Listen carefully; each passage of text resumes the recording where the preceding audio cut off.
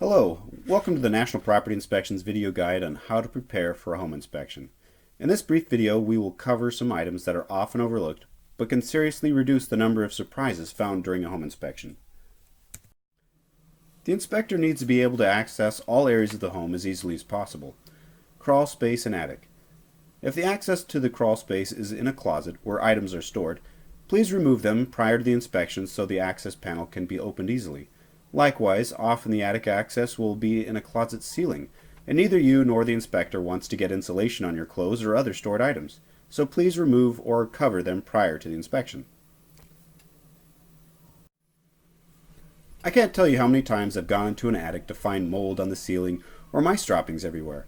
Most of the time you can stick your head up in the attic, look around with your flashlight, and determine whether or not you have problems that will need to be addressed. As for the crawl space, if you have a sump pump, make sure that it is working.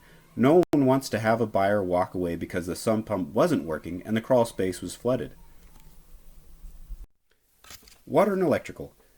If the utilities are not turned on, this will limit the inspection and may result in a re-inspection that can cause delays in closing. Also, it is outside of the scope of the inspection to test each receptacle to ensure that the bulb is just burned out. So if you have any bulbs not working, please replace them. Heat, air conditioning, and water heater. If these appliances have stored items around them that limit visibility or prevent access to the panels, it will either add time to the inspection or add an uninspected item to the inspection report. If the furnace filter is dirty, please clean or replace it as needed. Many times the fireplace will have been turned off for the summer. Make sure that it lights easily with the switch or remote. Windows and door screens. If window or door screens have been removed and stored, let the inspector or buyer know about it so that they are accounted for. Perform maintenance.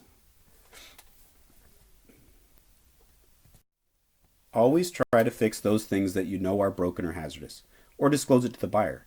If items are found during an inspection that were deliberately covered up, it could make the buyer uncomfortable about moving forward with the purchase. Remember, the idea is for the process of selling the home to go as smoothly as possible. If you have followed these steps, then good for you. This puts you and your home selling experience off to a good start. Though most of the items listed have been simple enough to fix, it makes a big difference to the report and to the potential buyer if they are cleaned up prior to the inspection. I do highly recommend our pre-listing inspection prior to putting your home on the market. Having a pre-inspected home helps the buyer feel that the home has been well looked after and that you want them to be happy with the home. Who wants to go all the way through the process of listing their home and finding a willing buyer only to have the buyer back out over something that could easily have been addressed prior to putting the home on the market? For further information or to schedule a pre-listing inspection, please go to my website or call me, James Dunlap, at 360-208-2635. Thank you.